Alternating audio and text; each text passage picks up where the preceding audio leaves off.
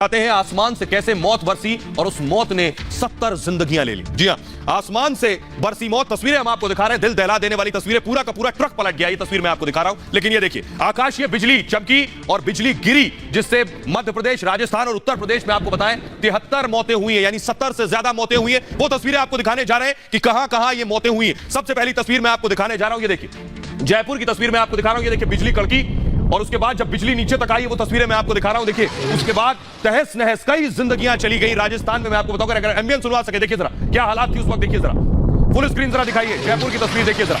जब बिजली गिरी, आकाशीय बिजली, देखिए जयपुर पे गिरी। राजस्थान में 20 जाने गई हैं। जयपुर, धौलपुर, कोटा, झालावाड़ और बारां के वो शहर हैं जहां जाने गई हैं। आइए अब आपको दिखाते हैं, अगली तस्वीर मैं आपको दिखाने जा रहा हूं।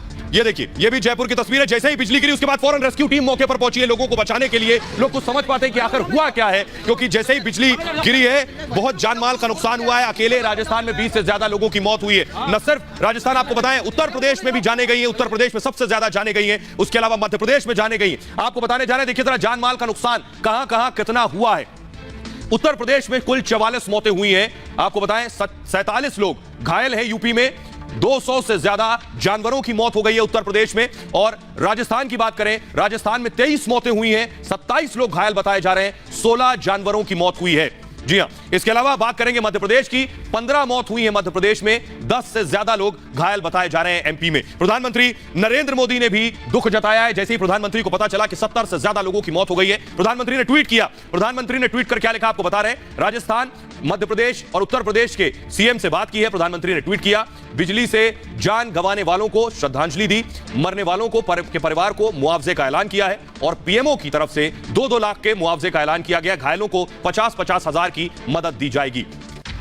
आइए अब आपको बताते हैं, बड़ी चीज यह कि आखिर ऐसा क्या होता है कि आकाश से बिजली जमीन पर आ जाती है। बहुत कम लोग ये जानते हैं कि बिजली गिरने की वजह क्या है। आइए अब आपको बताने जा रहे हैं कि आखिर बिजली क्यों गिरती है, किन परिस्थितियों में बिजली जमीन पर गिरती है और जान माल का नुकसान करती है। समुद्र में सूर्य की गर्मी से भाप बनती है। सभी जानते हैं कि सूरज की तपिश की वजह से भाप बनकर ऊपर जाता है पानी। उसके बाद क्या होता है, देखिए, भाप बनकर ऊपर जाता है और ऊपर जाकर यह बादल बन जाता है। बादल बनने के बाद क्या होता है, ये मैं आपको बताऊं। बादल के ऊपर का हिस्सा ठंडा होता है। ऊपर गया, बादल बन गया, बादल के ऊपर का हिस्सा ठंडा होता है, जिसमें बर्फ के छोटे छोटे कण होते हैं। जो ऊपर का हिस्सा ठंडा है, उसमें बर्फ के छोटे छोटे कण होते हैं, जिसमें ये कण होता क्या है, हवा के कणों से घर्षण करते हैं। यानी बादल के ऊपर ठंडा है और बर्फ के कण हैं और हवा के साथ घर्षण करते हैं। घर्षण करने से क्या होता है, इलेक्ट्रिक फील्ड बन जाती है। और इलेक्ट्रिक फील्ड बनने से क्या होता है, पॉजिटिव चार्ज ऊपर हिस्से में होता है। यानी ऊपर का जो हिस्सा होगा बादल का, इसमें पॉजिटिव चार्ज होगा और बादल का जो नीचे का हिस्सा है, इसमें नेगेटिव चार्ज होगा। इसे ध्यान से समझेंगे तो आपको समझ आएगा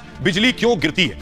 ऊपर पॉजिटिव, नीचे नेगेटिव चार्ज है। दोनों चार्ज एक दूसरे के संपर्क में आते हैं। कैसे, जब कोई और बादल, तो बादल के भीतर बिजली चमकती है, कोई और बादल आकर इससे टकराया मान लीजिए, तो ऊपर और यानी दोनों चार्ज मिलते हैं, तो बिजली डिस्चार्ज होने के लिए क्या होता है कि धरती की तरफ आती है और धरती की तरफ बिजली डिस्चार्ज होने आती है, जिसे बिजली का गिरना कहते हैं। बिजली जब गिरती है तो अमूमन पेड़ पर गिरती है, जिससे वो सीधे जमीन में चली जाए, या घरों पर गिरती है जिससे वो जमीन में चली जाए, लेकिन इसका नुकसान जिंदगियों पर होता है।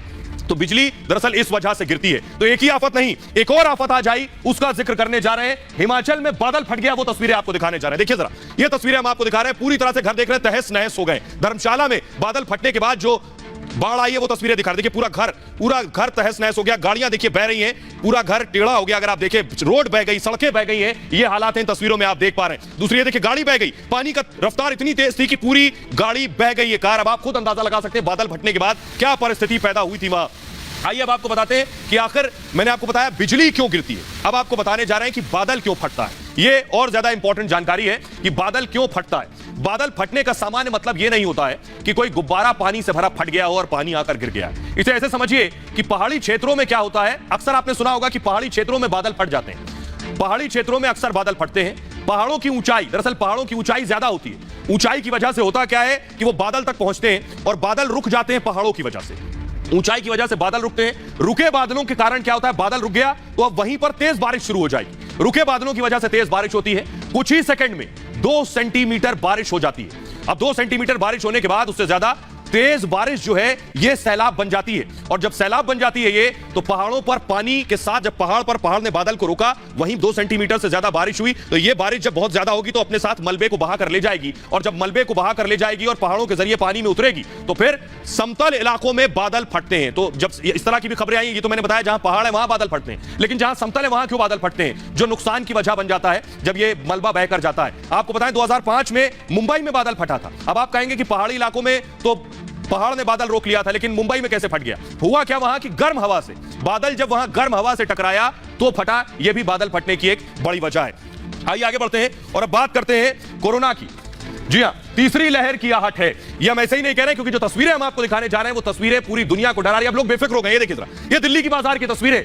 क्या कोरोना चला गया है? ये तस्वीरें डरा रही हैं, दहशत पैदा कर रही हैं। इस भीड़ में सोचिए लोग कितने बेफिक्र हैं, अपनी जान की परवाह नहीं है, न सोशल डिस्टेंसिंग की फिक्र है, कोई फिक्र नहीं। ये तस्वीरें दिल्ली की दिखा रहे हैं। आइए अब आपको दिखाते हैं कैसे लोग बैग पैक करके निकल गए हैं सैर के लिए। ये सोच रहे हैं कोरोना हमारे बीच है नहीं। जरा मसूरी की तस्वीरें देखिए, बिना मास्क नहीं लगा रखा है, बिना मास्क टहल रहे हैं, कोई चिंता नहीं, कोई डर नहीं, कोई परवाह नहीं। ये तस्वीरें पूरे देश को डरा रही। दूसरी तस्वीर मैं आपको दिखाऊं केम्प्टी फॉल की, देखिए, ये देखिए जरा, ये पिछले दिनों तस्वीर आई, भीड़ देखिए जरा, किसी ने मास्क लगा नहीं रखा है। केम्प्टी फॉल में घूमने गए परिवार के साथ, परिवार की जान की भी परवाह नहीं है। मनाली की तस्वीरें देखिए जरा, अगली तस्वीर में आपको मनाली की दिखा रहा हूं। ये देखिए, लगेगा ये स्पॉट पर देखिए, यहां से वहां तक आपको भीड़ ही भीड़ नजर आएगी, लेकिन किसी को डर और खौफ नहीं है, जबकि बार बार ये कहा जा रहा है कि कभी भी तीसरी लहर आ सकती है। मनाली की तस्वीर में आपको दिखाऊं, शिमला की तस्वीरें देख रहे हैं, देखिए जरा कितनी भीड़ है। अभी हम दूसरी लहर से निकले हैं, केसेस कम होने शुरू हुए हैं। ये शिमला की तस्वीर है। शिमला के बाद मैं आपको नैनीताल की तस्वीर दिखा रहा हूं। ये देखिए जरा, नैनीताल में भी जहां तक आपकी नजर जाएगी झील में, देखिए जरा, लोग घूम भी रहे हैं, लोग सैर भी कर रहे हैं। ये तस्वीरें लोगों को यहां जाना हो सकता है सुकून दे रहा हो, लेकिन कोरोना के लिहाज से ये डराने वाली तस्वीरें। आइए अब आपको दिखाते हैं, लोग तो घूमने निकल रहे हैं। एक लड़का, 4 से 5 साल का लड़का, हर शख्स से कह रहा है मास्क लगा लो, लेकिन कोई मास्क लगाने को तैयार नहीं। सुनिए जरा। दोनों का मास्क है, दोनों का मास्क है, तुम्हारा दोनों का मास्क है, बिना मास्क है, बिना मास्क है, तुम मास्क है, मास्क बिना मास्क है। Thank you. तुम्हारा दोनों का मास्क है, बिना मास्क,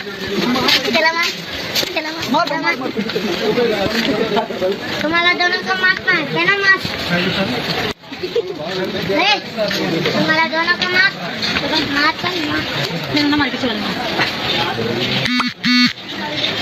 अरे बेटा तो तीसरी लहर की आहट है, लेकिन अब तक किसी को इल्म नहीं कि तीसरी लहर बहुत नजदीक है। आइए अब आपको बताते हैं तीसरी लहर से क्यों डर नहीं रहे, बल्कि बाकायदा इंडियन मेडिकल एसोसिएशन ने कहा है, राज्यों को बाकायदा चेतावनियां जारी की हैं कि सावधानियां बरतें। ये राज्यों से बाकायदा कहा गया, लेकिन लोगों में डर खौफ खत्म हो गया, शायद उन्हें इल्म नहीं है कि वो कौन सा खतरा मोल ले रहे हैं। राज्यों से कहा है कि वैक्सीनेशन बढ़ाएं, बार बार अपील की है। प्रधानमंत्री नरेंद्र मोदी भी आगाह कर चुके हैं, ऑक्सीजन की स्थिति पर बैठक की है। कल 8 राज्यों के सीएम के साथ प्रधानमंत्री मीटिंग करने वाले हैं। कोरोना की स्थिति पर नजर प्रधानमंत्री ने बना रखी है। आइए आपको बताते हैं जल्दी से कि संसद का सत्र शुरू होने वाला है। जी हां, पार्लियामेंट का सेशन शुरू होने वाला है 19 जुलाई से। 90% संसद सदस्यों को वैक्सीन लगी है अभी तक। राज्यसभा में सदस्यों की संख्या 232 है। 179 सांसदों को वैक्सीन लगाई गई है अब तक, और 39 सदस्यों को अभी पहली डोज लगी है, और 5 राज्यसभा सदस्य अभी कोरोना से उभरे हैं। 9 राज्यसभा सांसदों ने वैक्सीन नहीं लगवाई है अभी तक। लोकसभा में 540 सदस्यों में 444 को वैक्सीन लग चुकी है, और 321 लोकसभा सदस्यों को दोनों डोज लग चुके हैं। यानी एक तरफ कोरोना की आहट है और दूसरी तरफ लोकसभा भी और राज्यसभा का सत्र भी शुरू हो रहा है। बहरहाल वक्त है, अपना बहुत ख्याल रखिए। ये जो तस्वीरें दिखाई हैं वो डराने वाली हैं। फिलहाल ये भारत की बात है में इतना ही। एक छोटे से ब्रेक के लिए रुक रहे हैं, लौट रहे हैं कुछ और बड़ी खबरों।